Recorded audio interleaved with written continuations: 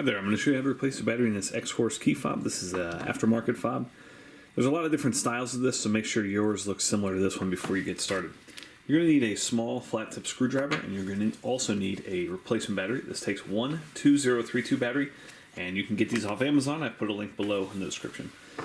So essentially on this one, it looks very similar to these BMW fobs. There's a tiny little notch right here. You just want to stick your small screwdriver right there. Just pry that back half out. Once you have that out, this battery is going to come out like that, and you kind of need to lift up the circuit board to actually get the battery out. So go ahead and press that old battery out. The new one goes in positive side facing upward. As you can see, the positive sign right there. Seat that back in there nicely.